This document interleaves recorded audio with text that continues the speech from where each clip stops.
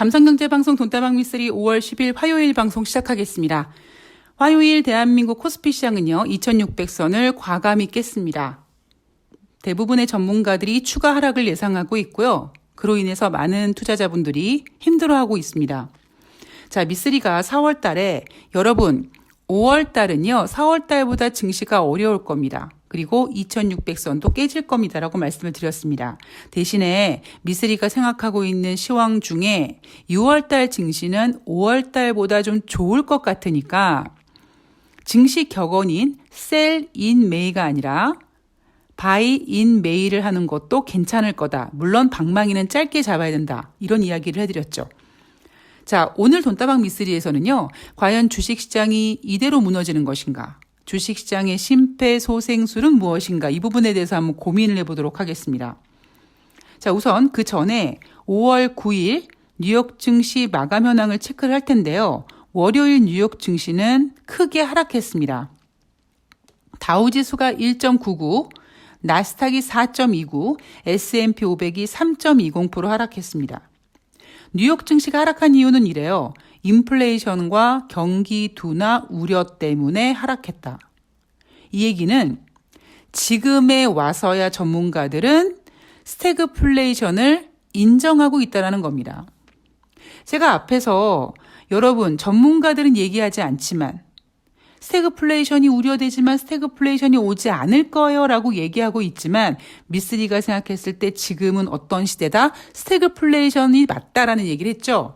그런데 그렇게 입조심하던 전문가들이 이제 와서 스태그플레이션을 인정하고 있는 겁니다. 여기에다가 주식시장이 더 추락할 거라고 의견들을 내놓고 있어요. 뱅크 오브 아메리카 같은 경우는요, 올해 주식시장이 지금부터 28% 하락한 후에 저점을 형성할 것이다. 약세장에서 벗어나는 시기는 10월쯤 될 것 같다라고 했습니다. 그 얘기는 결국 추가적으로 하락할 거라는 건데요. 전문가들은 반짝 반등도 어렵다고 합니다. 물론 이런 전망은 다 의미가 없습니다. 반짝 반등 하겠죠. 인생이나 주식이나 한쪽 방향은 절대 없습니다. 그리고 급하게 빨리 빠질수록 급하게 빨리 빠지면서 신용 물량 회복되고 물갈이 되고 이러면서 강하게 빠른 반등이 옵니다. 제가 그동안 주식시장에서 겪었던 적은요, 그런 케이스가 9.11 테러 때 9.11 테러 때 주식시장이 정말 전 종목이 다 한가를 꼬라 박았거든요. 그런데 그렇게 하락하다가 아주 깊게 짧게 하락하고 굉장히 빠른 회복을 했습니다. 그럼 그때 분위기가 괜찮았느냐? 아니었어요. 빈라덴이 쌍둥이 빌딩을 폭파하고 그러니까 미국이 전쟁을 할 것이다. 보복을 할 것이다. 여기에다가 추가적인 테러가 걱정이 됐던 시대이기 때문에 분위기상은 그렇게 좋지 않았지만 주식시장은 9.11 테러라는 어떤 큰 악재에 꽝 한번 무너진 다음에 아주 가파른 반등을 보였습니다. 그리고 제가 주식 공부를 할 때도요, 저에게 주식을 가르쳐준 고수가 저에게 매일매일 내준 숙제 중에 매일매일 한가 가는 종목을 체크라는 게 있었어요. 그래서 그 체크를 한 몇 달 한 다음에 어떤 일이 벌어지냐면 하한가를 계속 치던 종목이 어느 날 갑자기 하한가로 시작을 해서 상한가로 끝나는, 그러니까 30% 수익을 내는 그런 그 타이밍을 잡게 되더라고요. 제가 매일매일 하한가를 체크하면서 뭘 받겠습니까? 매일매일 30%씩 빠진다고, 그 전이니까 매일매일 15%씩 빠진다고 생각해 보세요. 엄청나죠? 그런데 오히려 그렇게 하한가를 다이렉트로 후다다다닥 내려간 다음에 반등을 굉장히 급격하게 줍니다. 물론 여기서 말씀드리는 건 종목이 막 엉망진창인데 그런 건 아니고요. 예, 종목보다 다 틀리죠. 자, 어쨌든 제가 드리고 싶은 말씀은 전문가들이 깜짝 반등은 어렵다 이런 얘기 하지만 이런 얘기 하는 이유가 뭔지 아세요? 지금 주식시장이 안 좋으니까 능력 없는 전문가들이 쫄아가지고 이러고 있는 거예요. 여기서 이제 잠깐만 이제 조금만 분위기 달라지잖아요.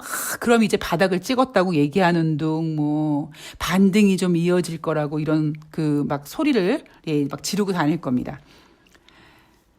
자, 10년물 미국의 국채금리 3.20까지 상승했고요. 자, 연준 위원들의 발언들을 보면 애틀란타 연방은행 총재가 50bp의 금리 인상을 두세 번 한 다음에 상황을 지켜봐야 된다. 이 속도와 빠르기를 유지하면서 상황이 어떻게 변화하는지 지켜봐야 된다라고 했습니다. 대신에 50bp보다 공격적으로 움직일 필요는 없다고 했고요.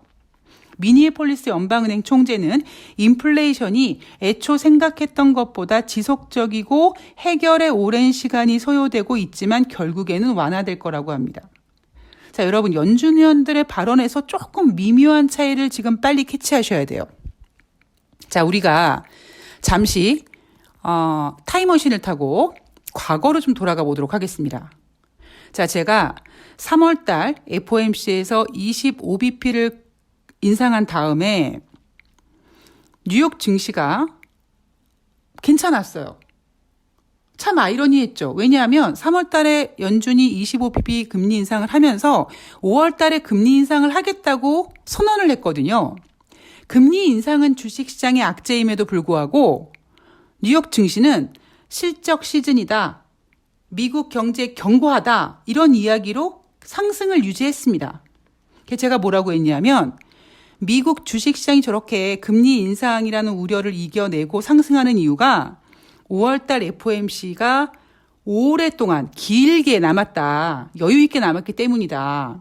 대신에 이제 5월달 FOMC 회의가 눈앞에 점점 가시화되기 시작하면 그때서 이제 금리 인상이 주식시장에 안 좋겠구나 이렇게 실감하게 될 거다라는 얘기를 해드렸잖아요. 그렇게 5월달 FOMC가 점점 다가왔고 결국 제롬 파월 연준 의장은 50bp 금리 인상을 했습니다. 그런데 50bp 금리 인상을 한 날 뉴욕 증시는 크게 상승했습니다. 왜 상승했습니까? 시장에서 75bp 금리 인상을 할 거다.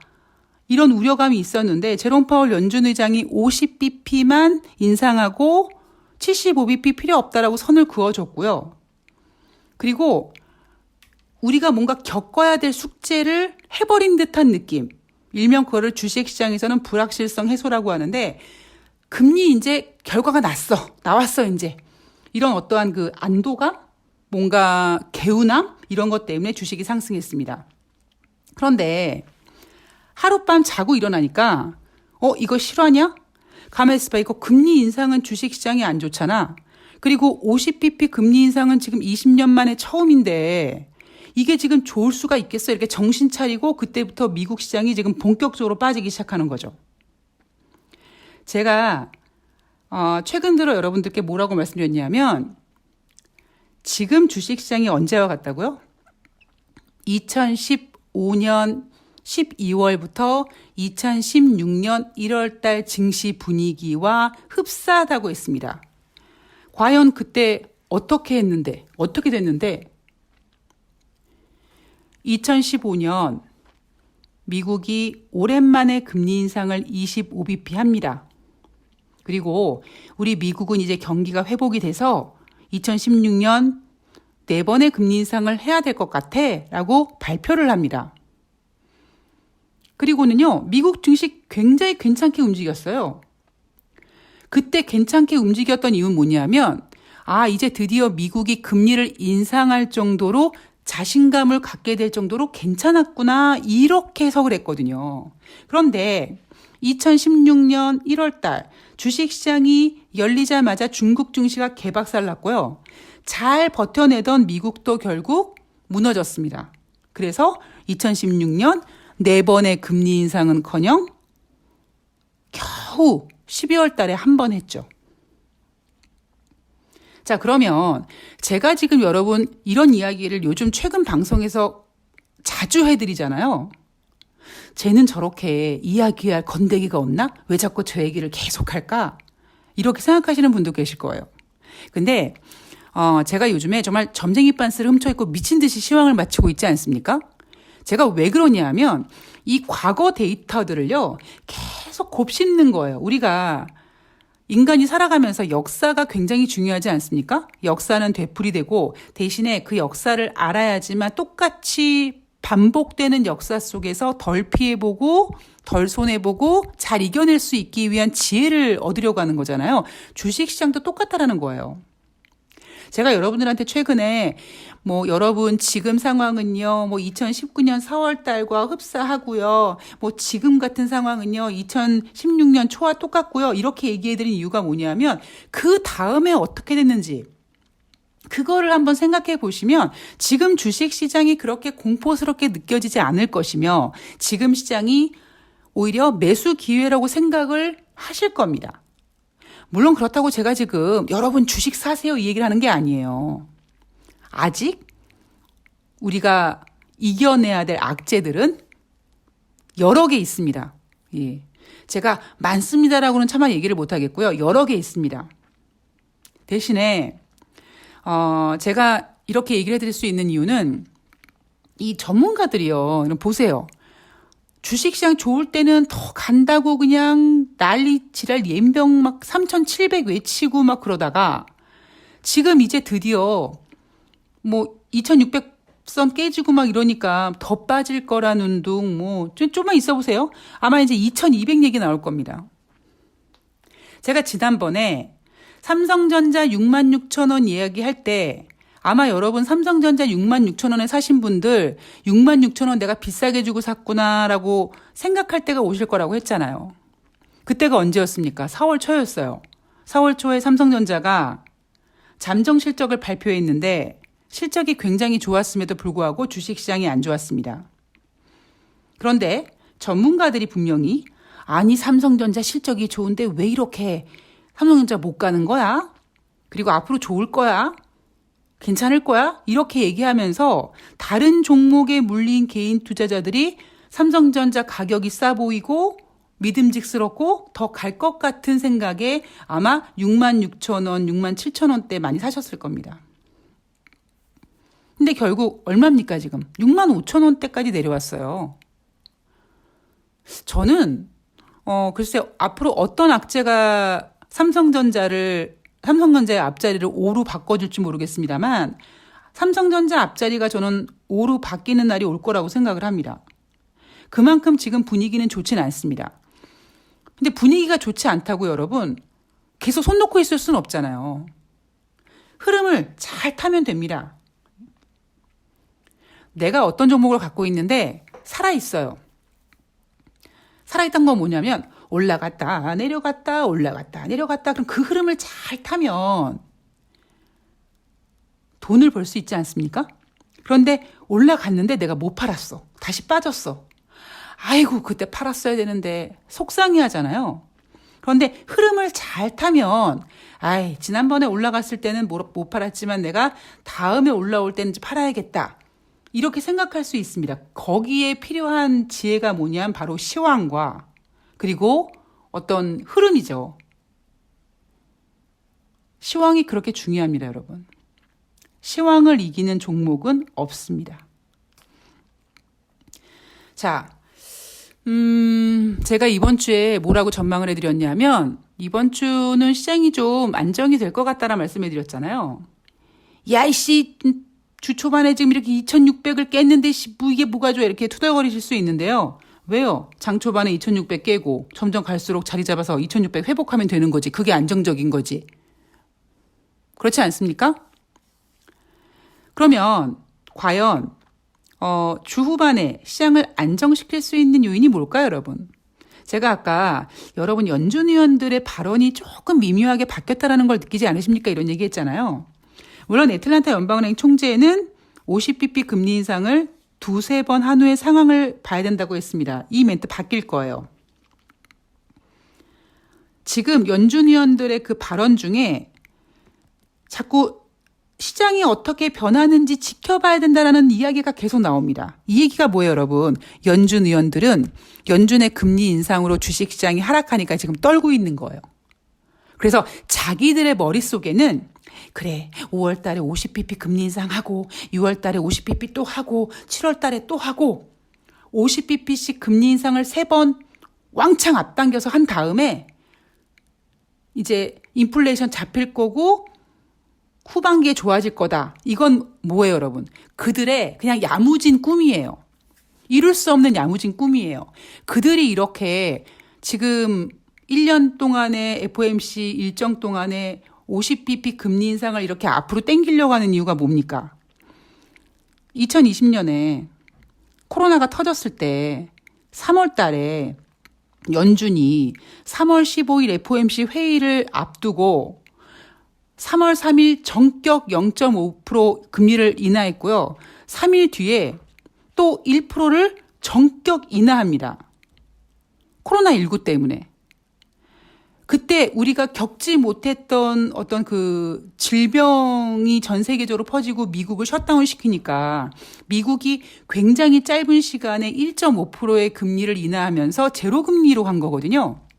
그러니까 그러한 계획으로 자, 지금 인플레이션이 이렇게 급격하게 올라갔으니까 50bp씩 3번을 후다다다닥 해버리면 1.5% 돌려놓는 거잖아요. 그래서 연준 의원들은 그런 야무지고 깜찍한 꿈을 꾸지만 시장이 그거를 허락하지 않습니다. 그러니까 자기네들도 50bp 금리 인상을 5월 달에 했어요. 근데 지금 주식시장이 아주 이상하게 돌아가고 있습니다. 연준 의원들이 무서워요. 이제 무서워하고 있어요. 그러니까 자꾸 어떤 얘기를 하냐 하면 시장이 어떻게 변하는지를 봐야 된다고 얘기합니다. 그 얘기는 내 계획대로 할 거야. 나는 무조건 50bp씩 3번 금리 인상해서 중립금리 만들어 놓고 하반기를 여유롭게 인플레이션을 잡을 거야. 이런 그 자기네 계획을 조금 뒤로 하고 시장 분위기를 보면서 시장과 소통하겠다라는 거죠.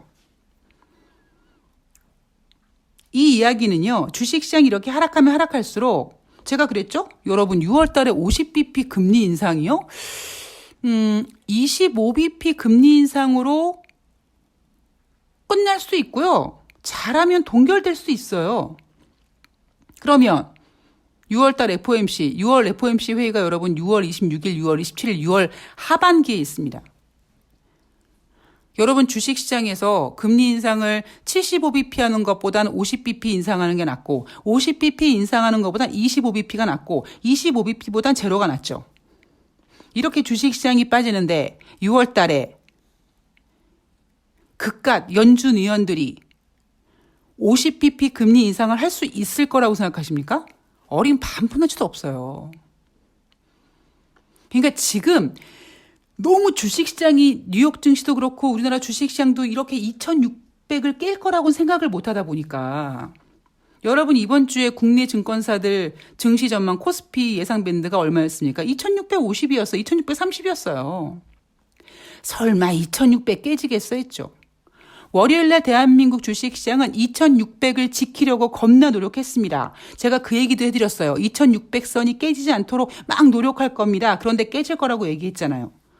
그러니까 이제 막 전문가들이나 투자자들이 막 그냥 다 멘붕돼가지고 그렇게 하면은요 주식에서 돈 절대 못 법니다. 자, 그러면 과연 얼마까지 빠질 거고 그럼 뭐 때문에 올라갈 거고 제가 이번 주에 연준 의원들의 발언들이 계속 나올 거라고 했죠. 그리고 이번에 미국의 4월달 소비자 물가지수가 발표가 될 겁니다. 그리고 지금 무엇보다 미국은요. 미국 증시는 빨리 하락세를 멈추고 싶어 해요. 당장 인플레이션 때문에 연준 의원들이 아이고 우리 미국 연준은요 6월 달에 금리 인상 못할 것 같아요. 이렇게는 못합니다. 그런데 멘트들을 살짝 틀면서 시장을 안정시키겠죠. 상황을 지켜봐야겠다. 뭐 이렇게 상황 타령을 하면서 어떤 금리 우리 6월 달에 목에 칼이 들어도 할 거예요. 목을 비틀어도 할 거예요. 이런 얘기는 좀 쑥 들어갈 겁니다. 여기에다가 지난번에 PMI 지표 부진했죠. 왜 부진했습니까? 3월 달에 금리 인상을 했기 때문에 부진하기 시작한 거예요. 3월 달에? 아니에요.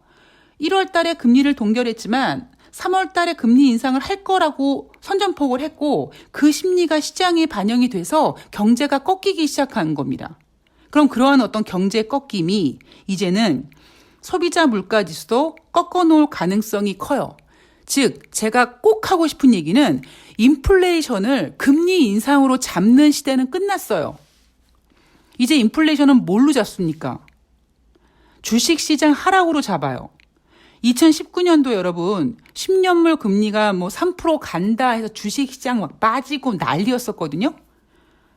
근데 금리 쑥 내려갔죠? 왜 내려갔습니까? 주가가 빠져서 내려간 거예요. 주가가 빠져서 국채금리 내려가고 그래서 결국 2019년 미국은 금리 인상은커녕 금리를 인하하게까지 된 겁니다. 아마 여러분 하반기어쯤 재수없게 경제 둔화가 우려된다고 또 금리 인하 타령 나올지도 모릅니다, 여러분.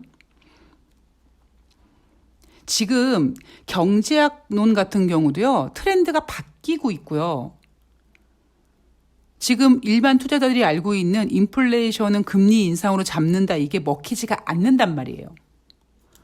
이미 저는 지난 몇 년 동안 금리 인상이 인플레이션을 잡는 게 아니라 금리 인상을 한다, 뭐 한 번 했다, 그리고 몇 번 더 할 거다, 어떤 이런 발언들이 주식시장을 하락시켰고 주식시장 하락이 경기 둔화를 걱정하게 했으며 결국 경기 둔화가 금리 인상이 아니라 금리를 인하게까지 만드는 상황을 몇 번 봤기 때문에 저는 지금 연준이 꿈꾸고 있는 금리 인상은 그 실현시키지 못할 꿈 같은 허황된 꿈이라고 생각을 합니다. 따라서 주 후반으로 갈수록 연준 의원들은 주식시장을 면밀하게, 그러니까 시장을 면밀하게 볼 것이다, 뭐 이렇게 얘기할 거고요. 여기에다가 지난번 그 4월달 고용지표에서 임금 상승률이 예상보다는 좀 부진했습니다. 실업률은 전월과 똑같았고요. 신규 고용은 늘어났습니다. 자, 그 얘기는 평균 임금이 예상보다 부진했다. 인플레이션이 꺾어질 가능성이 커진 거죠. 그래서 이번 주에 4월달 CPI가 발표가 됐을 때 전월 대비 부진하다면 연준은 굳이 우리가 5월달에 금리 인상하고 3월달에 금리 인상한 그 효과가 이렇게 나타나기 시작하는데 우리가 6월달에 또 50bp 금리 인상할 필요가 있겠습니까? 조금 더 지켜보도록 하죠. 이런 멘트를 할 가능성이 크고요. 굳이 CPI 지표가 아니더라도 주식시장이 빠졌을 때 같이 쫄아버리는 이 쫄보 연준 의원들이 발언들이 좀 미묘하게 바뀔 가능성이 큽니다. 그리고 일단 대한민국 주식시장은 5월 10일 현재 2600선이 깨지면서 웬만한 신용 물량이 정리가 됐습니다. 물론 아직 깔끔하게 정리된 건 아니지만 한꺼번에 여러분 왜 수족관 갖고 계신 분들 보면은요, 어떻게 물갈이합니까? 그냥 거기에 있는 그 물고기라며 돌, 뭐 이끼 이런 거 다 그냥 분리시켜가지고 그 사방이 유리인 그 수족을 뭐라 그러죠? 그 어항이라고 하죠. 어항을 막 다 깨끗하게 닦아가지고 물을 새로 팍 붓습니까? 그렇게 하는 경우도 있지만 대부분 어떻게 하냐면요, 그 뿌옇게 변한 그 물을 덜어내죠. 덜어내고 어느 정도 남기고 거기에다가 새로운 물을 붓지 않습니까? 깨끗한 물을. 완전히 정화시키는 못하지만 그래도 깨끗해는 집니다. 그러한 지금 현상이 주식시장에서 전개되고 있는 겁니다. 그래서 5월 10일 화요일, 글쎄 여러분들이 이 방송을 언제 들으실지 모르겠는데 오늘 주식시장 크게 반등 못해요. 왜냐하면 미국 시장 더 빠질 것 같거든요. 지금 이 방송을 녹음하고 있는 이 시점에서 지금 그 나스닥 선물지수도 막 마이너스로 빠지고 있기 때문에 불안불안합니다. 그런데 어쨌든 단기적으로는요, 대한민국 주식시장이 일단 좀 깨끗해지긴 했어요.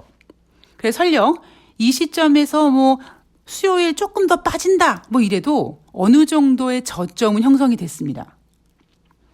다시 아마 2600선 정도를 회복하고 이제 거기서 또 2600을 지지하니 마니 뭐 이러면서 다시 움직일 가능성이 크지만 만약에 여러분들께서 단타를 생각하시는 분들은요, 5월 10일 정도에 매수하시는 것도 괜찮습니다. 물론 방망이는 굉장히 짧게 잡으셔야 돼요.